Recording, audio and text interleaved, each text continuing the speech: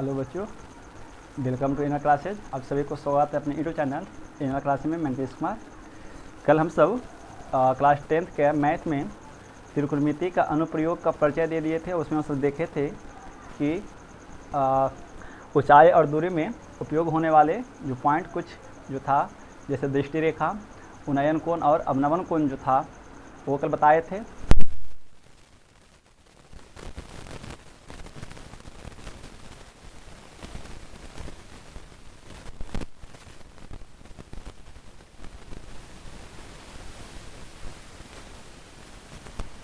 डाल देंगे, जखवा सब देख सकते हैं।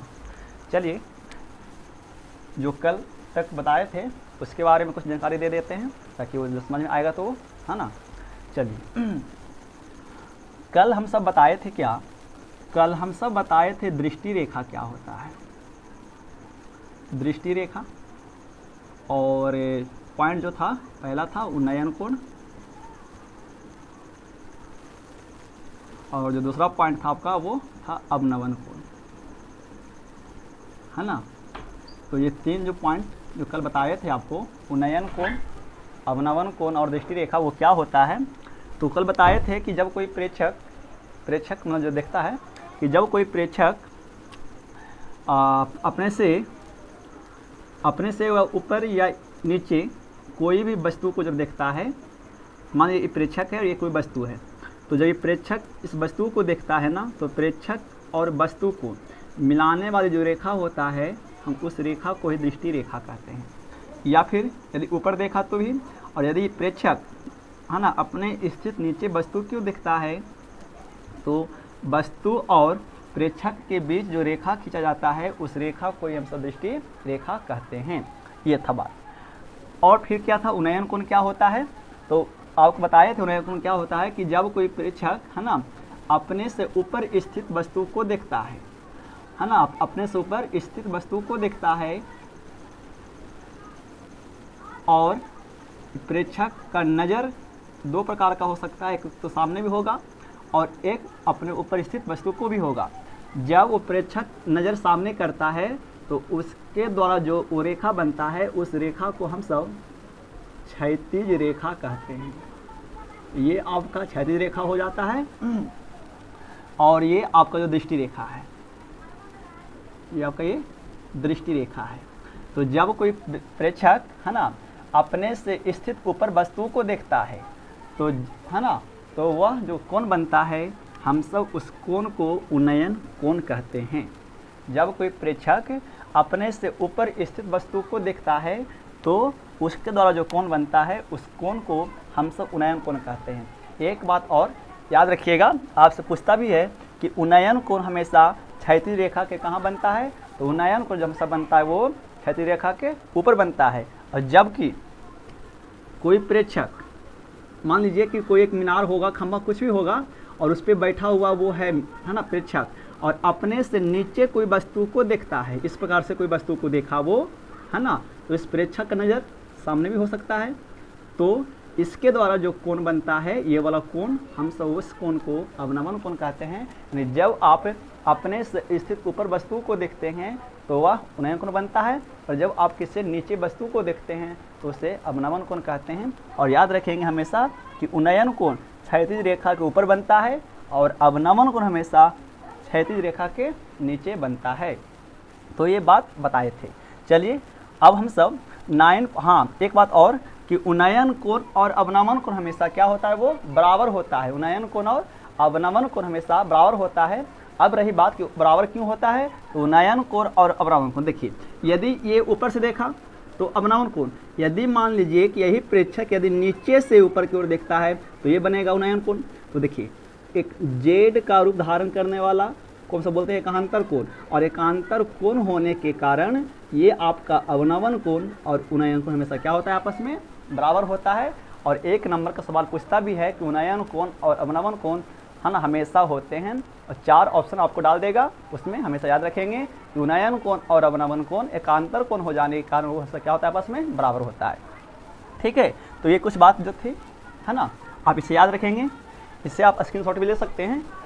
चलिए, अब हम सब 9.1 में सवाल नंबर 1 और सवाल नंबर 2 देखेंगे, जो सवाल इम्पोर्टेंट है।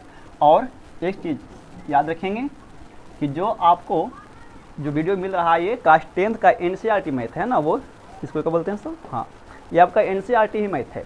और NCERT मैथ में 9.1 हम सब पढ़ रहे हैं त्रिकोणमिति का अनुप्रयोग, जिसका नाम ऊंचाई और दूरी यानी हाई एंड डिस्टेंस। चलिए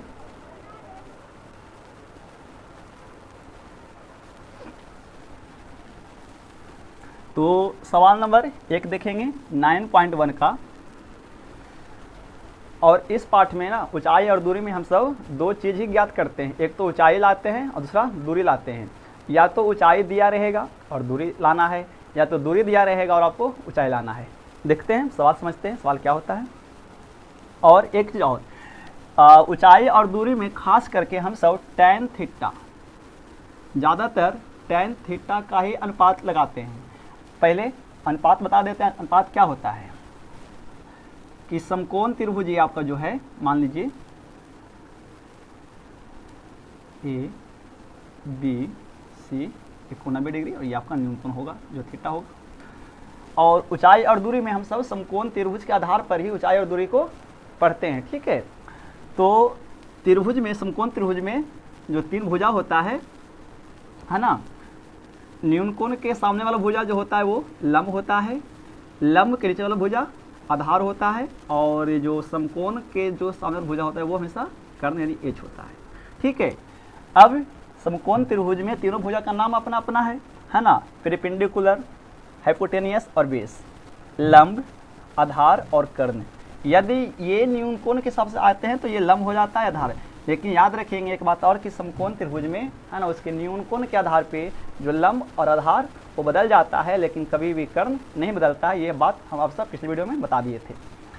अब अनुपात है ना, समकोण त्रिभुज में हम तीनों भुजा को एक त्रिकोणमितीय अनुपात के आधार पर पढ़ते हैं। और त्रिकोणमिति में जो त्रिकोणमितीय अनुपात होता है वो 6 होता है। पहला साइन थीटा, दूसरा कॉस, तीसरा टैन, कॉट और कोसेक और सेक। तो देखें क्या ना कि जो छोबो जो त्रिकोणमितीय अनुपात होता है, और छोबो त्रिकोणमितीय अनुपात से समकोण त्रिभुज का हम सब भुजा को ज्ञात करते हैं। तो देख लीजिए, पहला होता है साइन थीटा, दूसरा कॉस थीटा, तीसरा टैन थीटा, फिर कॉट थीटा, फिर है ना, फिर सेक थीटा, और लास्ट में होता है वो आपका कोसेक थीटा होता है। साइन थीटा का अनुपात क्या होता है, p/h, कॉस का क्या होता है, b/h, टैन का क्या होता है, p/b, कॉट का क्या होता है। ये तीन ही मुख्यतः आपको याद रखना है ना, साइन, कॉस और टैन। और साइन, कॉस और टैन का जो उल्टा विपरीत होता है, देखिए टैन का उल्टा कॉट होता है। तो जब टैन का अनुपात p/b होता है तो कॉट का क्या हो जाएगा, आपका ये b/p हो जाएगा, है ना। और सेक किसका उल्टा होता है, सेक कॉस का उल्टा होता है। तो जब कॉस का b/h तो सेक का क्या होगा, h/b। और साइन का उल्टा क्या होता है, कोसेक होता है, देखिए है ना, ये इसका है। तो जब साइन का p/h तो इसका क्या होगा, h/p। ये छोबो त्रिकोणमितीय अनुपात होते हैं। और ऊंचाई और दूरी में यही छो त्रिकोणमितीय अनुपात का काम है। लेकिन सबसे ज़्यादा जो त्रिकोणमिति के अनुप्रयोग यानी ऊंचाई और दूरी चैप्टर में जो इस्तेमाल होता है वो ज़्यादातर टैन और कॉट और ये साइन, ये 3 अनुपात का इस्तेमाल ज़्यादा होता है। तो आप इसे याद रखेंगे कि छो त्रिकोणमितीय अनुपात होता है, जिसके आधार पर हम सब ऊंचाई और दूरी को पढ़ते हैं, या पूरे त्रिकोणमिति को इस छो अनुपात के आधार पर अध्ययन किया जाता है, ठीक है। आप इसे स्क्रीनशॉट ले सकते हैं, है ना। मुख्यतः आपको 3 ही याद रखना है, साइन, कॉस और टैन। साइन का उल्टा कोसेक, कॉस का उल्टा सेक और टैन का उल्टा कॉट होता है, ठीक है। साइन का अनुपात एक बार फिर से देख लीजिए, p/h, है ना। कॉस थीटा का अनुपात b/h, टैन का अनुपात p/b, कॉट का b/p, सेक का h/b और कोसेक का h/p होता है। चलिए, तो यदि ये न्यूनकोण ना हो करके यदि ये न्यूनकोण हो जाए, न्यूनकोण ए कोण हो, तो है ना, थीटा यदि ये होता है तो हमेशा याद रखेंगे ना कि न्यूनकोण के सामने वाला ही भुजा जो लंब होता है, तो जो ये आधार था वो क्या बन जाएगा, लंब बन जाएगा। और जो ये जो आधार था, सॉरी जो लंब था वो आपका आधार बन जाएगा। और हमेशा कर्ण कभी भी बदलता नहीं है, क्योंकि कर्ण हमेशा समकोण के सामने वाला ही भुजा हमेशा वो समकोण होता है, यानी कर्ण होता है। ठीक है, चलिए जी, ये होता है। तो ये छो अनुपात याद रखेंगे।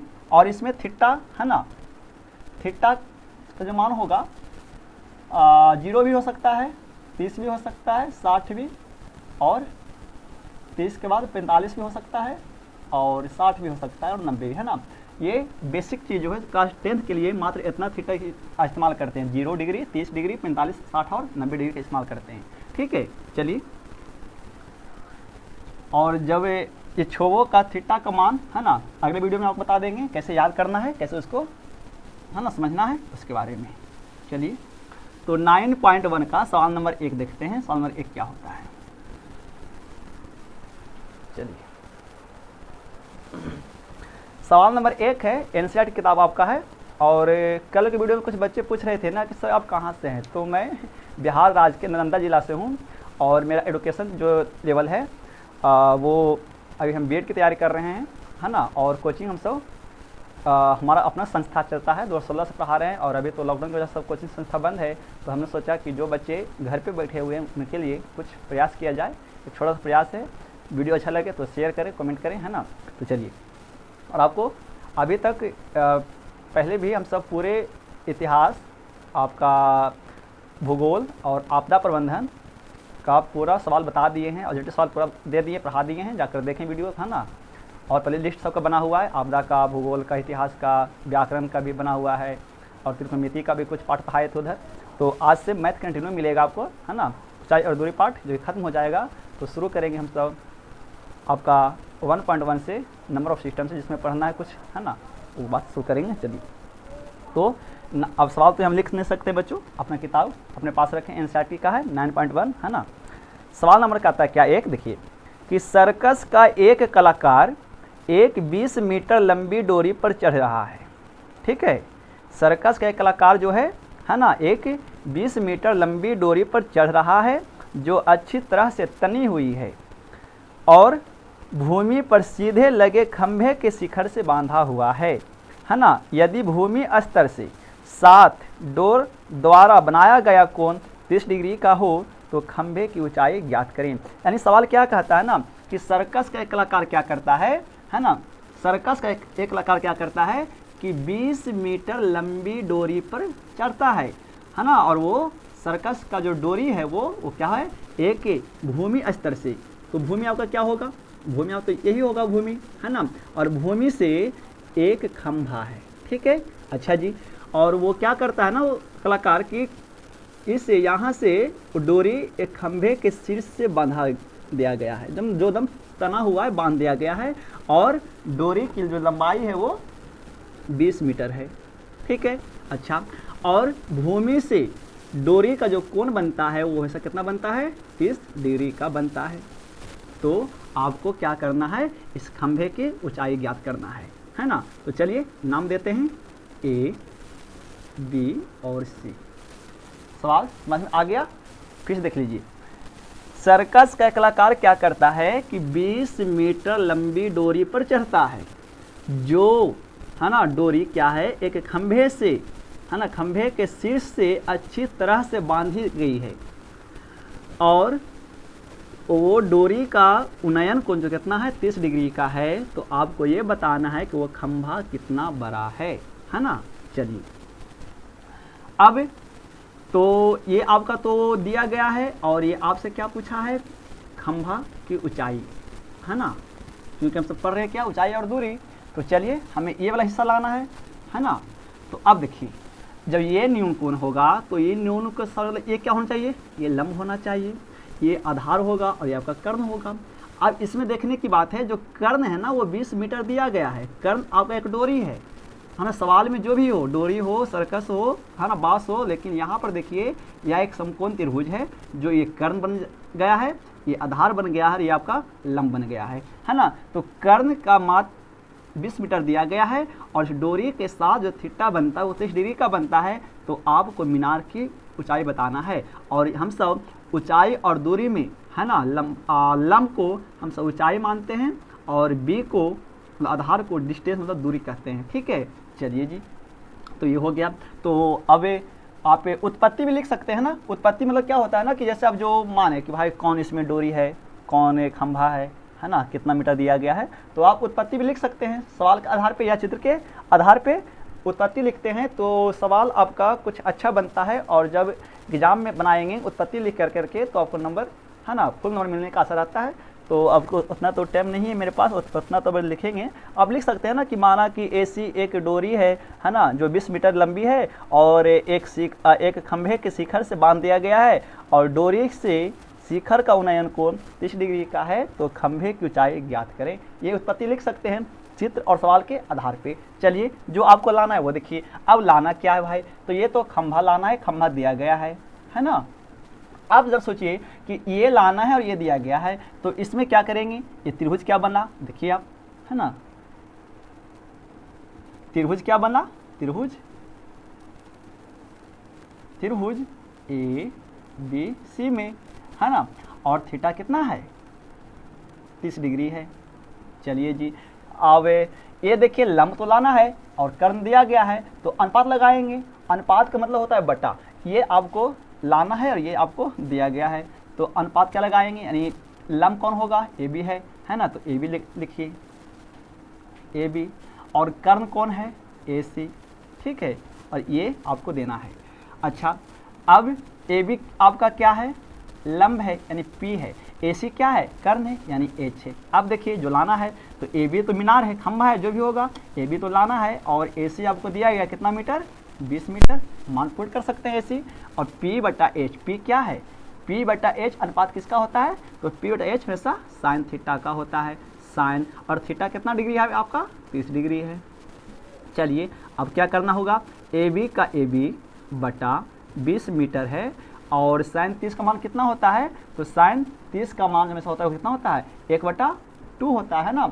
आप सारणी का अनुपात आपको बता देंगे। ठीक है, चलिए, तो आपका ये हो गया, है ना। तो साइन 30 का मान 1/2 होता है। अब यहाँ से क्या होगा, क्रॉस गुना होगा, है ना। तो कर लीजिए, AB गुना 2AB बराबर के बराबर 20 गुना 1 20 मीटर, है ना। आप इसे 2 को यहाँ से भी काट सकते हैं या इधर भेज कर भी काट सकते हैं। तो देखिए 10 दूनी के मीटर नहीं कटेगा बच्चों, संख्या कटता है ना, 10 दूनी के 20। तो जो AB आपका आ गया वो कितना आ गया, AB बराबर कितना मीटर, 10 मीटर। जो ये आपका जो खंभा था, खंभा की ऊंचाई कितना था, 10 मीटर था। ठीक है, आशा करते हैं समझ में आया होगा, है ना। तो अब इसका स्क्रीनशॉट लीजिए चलो आप सब, और जो दिक्कत हो तो पूछ सकते हैं, कमेंट कर सकते हैं, है ना। चलिए, और तो आज